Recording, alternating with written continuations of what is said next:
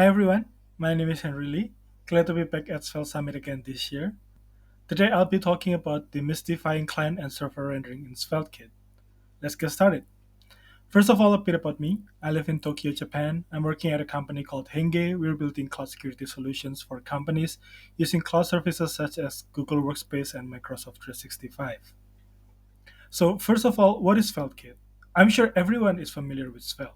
Svelte is a JavaScript framework for building UI components. SvelteKit is a meta framework that wraps around Svelte and provides a lot of tooling to build a complete performant web app, such as routing, server-side rendering, preloading, all that good stuff. It also supports a number of rendering strategies to cater to different needs. And so you might be asking, what are rendering strategies exactly? You might have heard about MPA, SPA, SSG, CSR, SSR. Like, what are all these alphabet soup, right? And there are also some highly technical words like pre-rendering or hydration. We'll get to that shortly. But first of all, I'd like to go with a bit of history of the popular rendering strategies over the years and how it evolved over time so that we can understand how it came to be as it is right now. So first of all, in the beginning of the internet, we have what we call the multi-page application paradigm and also static site generation. Um, to be more precise, it's not really generation back then, it's like authoring static sites.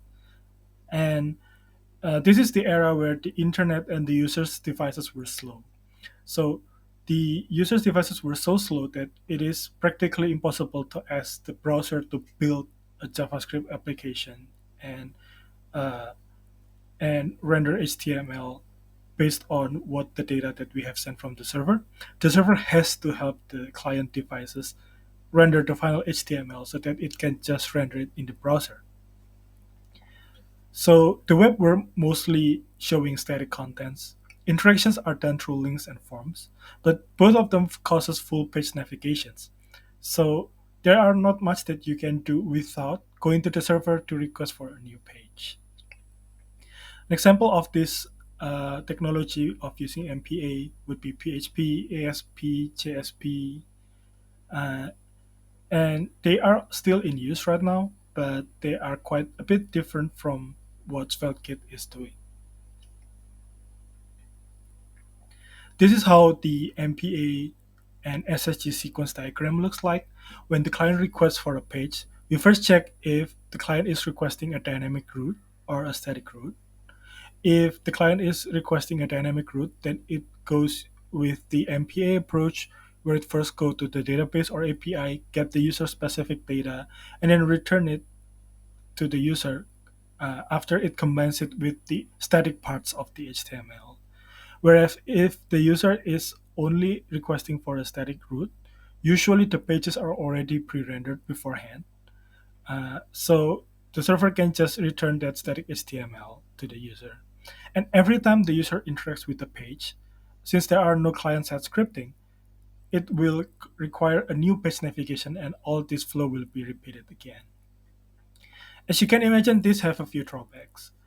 First of all, the full page navigation is quite inefficient. Pages are disposed of and redrawn every time. Every time you switch between pages, the browser will dispose the previous page immediately so that you can see like a white blank page while waiting for the new page from the server to arrive. User interaction options are very limited. Links and forms are probably the only ones that are supported without using JavaScript back then.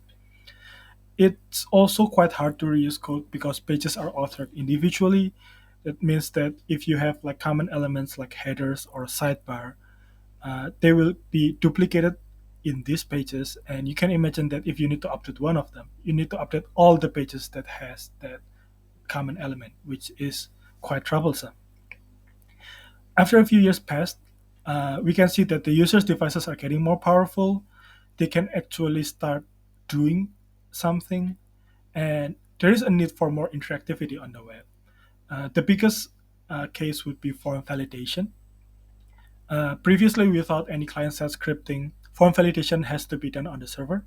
So if the user makes a very small mistake, like for example, they didn't fill any required field, or they put in an email address but the format is slightly incorrect, nowadays we can just tell them directly in the browser that, hey, you did something wrong. But back then, since we didn't have any JavaScript, the request has to go to the server. The server say, okay, that's wrong, and then it redraw the previous page, but it couldn't save the user's data. It couldn't re-render the user's input that they have put beforehand. So the user has to manually input the forms one by one again, which you can imagine is very, very troublesome.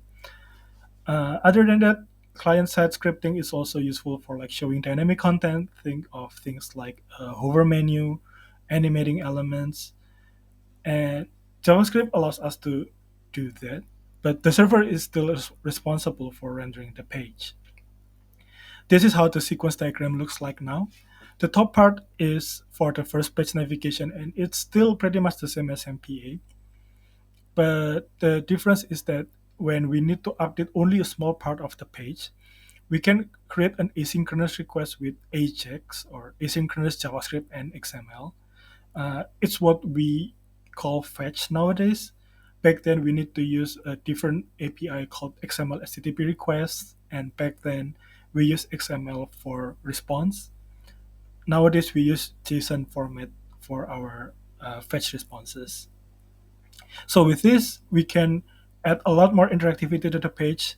The user only needs to go to another page when like they want almost the entirety of the page to change. But if we want to have like a hover menu, like we can just do it directly from the browser without contacting the server again.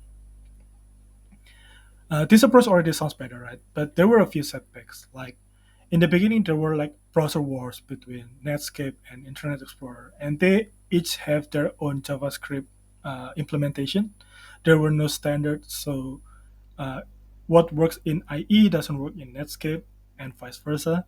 So libraries were developed to abstract the differences. For example, libraries like jQuery, MooTools, and JavaScript was not really designed for building complex applications. The code is very tied to the page. It's not very reusable, and due to its imperative API, it can be quite hard to maintain and debug in a very complex application. Imperative here means like you have to tell the browser like exactly which element you want to update and what action you want to add to that element. And we can see later that we don't have to use this imperative API anymore with modern JavaScript frameworks. So fast forward a few years, smartphones became popular. With it, the user expectation for interactivity has increased. They're used to native apps that are very smooth and interactive. This ushers in a new era of JavaScript frameworks, which were developed to build complex applications. So the entirety of the web app can be bootstrapped purely on the client, and communication with the server are no longer for rendering the HTML pages, but they are mainly to only get the specific data that the web app needs. So they can be communicating through APIs only, and the client side JavaScript would be the one that is responsible for updating the page to reflect the changes. Examples of these JavaScript frameworks including Svelte, React, Vue, Angular, and so on. And it also popularized the concept of components to reuse code across the app. This kind of reuse is like quite powerful because, for example, if you have a very similar common element that has a very minor differences between pages, you don't have to like create a new component every time, but you can use things like props to make it accept an input and render slightly differently. This makes like JavaScript code modularization uh, much better. This is how the sequence diagram looks like for single page applications. Left one is for the first page load and the right one is for the subsequent page loads. In the beginning, it's a bit slower. You can see that the first request to the server only returns a shell HTML, which is like a mostly blank HTML. And it also includes the framework JavaScript, which are returned to the client. The client parses the JavaScript, runs everything. It renders the shell page, which is mostly empty, right? But if the page happens to require a user-specific data, since it's not included in the initial request, the client will need to make another request to the server, get the user-specific data, and only after it receives a response from the server can it finalize the render of the first page. But consequently, like for subsequent page navigations, we don't have to go to the server to request HTML anymore. We only request for the data specifically that has changed, and the server returns the data not as HTML but as JSON now through APIs. And so the client JavaScript is the one that is responsible for like rendering the new page, which is not really replacing the previous page, but it's reusing most of the reusable components in the previous page. Think of common elements like sidebar, header, those can be reused, and only the main part that has changed will be replaced with the new data. And this is what we call client-side routing, and it's very useful to give a very interactive user experience. So SPA is already quite good, but there are still a few drawbacks. Since JavaScript runs on the client, weaker devices might struggle to run it. They're also not SEO or search engine optimization friendly. Initial response is just an empty page, so the web crawlers are not able to like go to your page and index what is inside. And JavaScript also becomes mandatory with SPA because like everything is done through JavaScript. This makes your application less available. Like maybe your user is in an environment with weak network connection, and that causes the JavaScript to not become available. Additionally, SPA causes the initial page load to become slower because it has to go through the intermediate step of sending the client JavaScript first from the server with the empty HTML. So now you might say, like, Henry, you've been complaining about all the different rendering strategies available on Earth. It sounds like every single one is bad in its own way. But maybe there is no one size fits all solution after all. The truth is, the web is getting more diverse, and different sites require different technologies. Like nowadays, we use the web for a lot of things, like for web apps, for blogs, for corporate sites, for wiki, even for games. And so there might not be one rendering strategy that fits all these requirements. So different JavaScript frameworks approach this problem slightly differently, but they all agree on one thing, which is that we don't have to rely on just one rendering strategy. This brings us to the modern era with hybrid rendering. Now, this model is also called transitional apps. This is a term coined by Rich Harris in his talk, Have Single Page Apps Ruin the Web? I really recommend having a watch at this talk if you haven't, because it really goes into much detail about what is wrong with SPAs and what SvelteKit is trying to do to fix the issues that SPAs have. This approach allows for a mix and match of static and dynamic content in the same app. And in SvelteKit, rendering strategies can be configured on a per route basis. So, for example, some routes can be server-side rendered, or we abbreviate it as SSR. Some route can be client-side rendered, or CSR. Some routes can even be pre-rendered if it's only contains static data. Now, SvelteKit's default rendering strategy uses both SSR and CSR.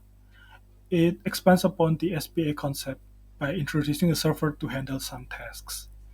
Like by default, it is only used for the first page load because it causes the first page load to be much faster than the SPA approach. But the difference is that since JavaScript runs on both the server and the client, a step called hydration is necessary to sync the data between the SSR generated HTML and CSR generated HTML, and also to attach event listeners to your DOM elements. So after that, the subsequent page navigations are done with client-side rendering, just like an SPA. This is how the sequence diagram looks like now. The left part for the first page load, it looks very similar to the multi-page application or the static page SSG diagram that we have earlier, but there is one small difference, which is that what is returned from the server is not only the page itself, but also the framework JavaScript. The framework JavaScript is returned together with the HTML so that the browser both render the page that is already generated by the server and also run the client JavaScript, hydrating the page, making sure the data actually correct, and attaching the event listeners. But for the subsequent page loads, it enjoys the benefit that SPA have, which is like we send very little data through the network, and we only need to update a small part of the page instead of doing full page navigation every time. So when do requests go to the server in this case? The obvious part would be on the first page load of the session, but also like on subsequent server load functions and also form actions and API routes. Now, these terms might be unfamiliar to you, and I'll go through each one of them. So, first of all, SSR on the first page load. This brings us the benefit of running load functions on the server first.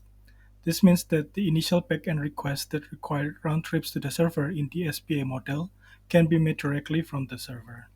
The results are then sent to the client so that any fetch calls immediately resolves. This results in a big improvement in perceived performance, as we can see in our Lighthouse score. We can see mainly the largest contentful pane score will be better. It also has the SEO benefits that the search engine can easily see the content of the page without running any JavaScript.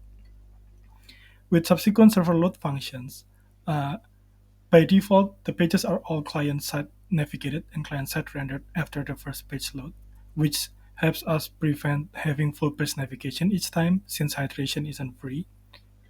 And however, some routes can be configured to run server-only load functions, like from the layout or page.server.js or TS. These are useful for load functions that needs server secret like third-party API keys or load functions that need to make multiple API calls so that they can be batched together in one server load function. The next case is for form actions. Form actions are used to progressively enhance forms so that they can work without JavaScript. In modern JavaScript framework, we usually use JavaScript to submit forms, but the web standard allows for forms to be submitted without using JavaScript at all. And this tries to mimic that behavior. Inside the form actions, we can add code like server-side validation, input sanitization to make sure that the data is correct because we cannot trust only client-side validations before committing the changes. And depending on how our app is set up, we can either call the database directly or call an internal API from these form actions. And SvelteKit's fetch makes calling internal APIs easy because it does a few extra steps like inheriting the credentials from the client. And lastly is about API routes. These routes are endpoints that declare HTTP verbs like get, post, put, delete, any verb that is used for fetch, and they are declared inside plus server.js or TS files. They have a lot of use cases, but one of the most interesting use case for this is to proxy internal or any external third-party API to the client code. So traditionally, if you were to access a third-party API from your client code and they're both deployed in a different origin, you might encounter a CORS issue or cross-origin resource sharing. And by proxying those APIs in the same origin as the front-end code, which is by serving it through SvelteKit's API routes, you can fix this issue completely. You can also wrap several API calls into a single endpoint so that the client only need to make one round-trip request to the server. Now, speaking of SSR, we can also talk about pre-rendering, which is a good fit for sites that are mostly static. Since everything is static, like we can render it ahead of time, which in SvelteKit's case is runs during compile time. So when you build your application, SvelteKit will try to crawl the site from the main page looking for links and try to pre-render any one of them that are explicitly marked as pre-renderable. We can also selectively pre-render only certain routes. Like, for example, this is useful if you have a blog which has like say hundreds of articles, but normally like people only visit the latest 50 pages. So instead of having to pre-render like hundreds or thousands of pages, you can specify to only pre-render the recent ones and then ask SvelteKit to server render the old ones as usual so that you can save on the build time. And this is done with an option called pre-render auto. So with this abundance of options, you might think, which one should I choose for my project then? The answer is you can mix and match them depending on your use case. SvelteKit allows us to use different strategies for different routes. So, for example, we can disable SSR if we want to build an SPA, we can disable CSR if we want to build an MPA, or we can also use pre-rendering to render only static pages and have it automatically generated for us. Even with pre-rendering, we can choose to disable CSR if we want to, if we don't want to send any JavaScript to the client at all. These all are configurable on a per root or a per root group basis. So we can combine different root groups with different rendering behavior in the same project. To illustrate the concept, I would use GitHub as an example. If you were to build a project like GitHub, we would have the marketing pages like the home page, the pricing page, the about page. These pages are mostly static. They don't contain any user-specific data, and thus they also doesn't really change that often. So we can pre-render these pages, and we can also specify CSR false so that we don't ship any additional JavaScript to the user. And the content pages is like the repo pages, the organization page, the user profile page. So for these pages, we do want the benefit of SEO. We want them to be discoverable, and we can also benefit from giving the user the fast initial load. We can also benefit from progressive enhancement, and therefore we can use SvelteKit's default behavior. This is like the perfect example of the default behavior working well because we can get the best of both worlds. And for the internal pages, what I would call the admin pages, this would be like an internal dashboard that the GitHub employees use to configure GitHub. These pages usually require a lot of interactivity, and the users are GitHub internal employees in a controlled environment, like in their own office with good network, with powerful device. So we can be more like SPA, like more client-side rendering heavy, and SSR would be optional in this case, because these pages doesn't need to be indexed by the search engine. This is an example of how we can configure the SvelteKit project to build this kind of app. So first of all, we have the marketing root group. The word marketing here won't be part of the final URL. So for example, like the homepage would be served from github.com from the plus page.svelte in this folder. So in that case, we need to make sure to wrap the marketing word in the folder name in the parentheses so that they won't show up in the final URL. So the about and the pricing pages can also be here. In the layout.ts file in this folder, we can specify pre-render true and CSR false so that these are all pre-rendered and we don't ship any JavaScript to the client. Next one is the what I call the org or user root group, because in github.com you can go like for example to /svelte.js to go to the Svelte organization. You can also go to my user profile, for example, like github.com/Henry Lee. So that's why like we have like double name in the root parameter. And with this example, like we can use the default behavior, which is SSR true, CSR true. We get the benefit of both worlds. And for the admin pages, for example, like the settings page or any internal pages that I'm not really familiar of since they are like the internals of GitHub, uh, we can serve them from, for example, from github.com/admin, or this can also be rerouted to another domain, like for example, admin.github.com.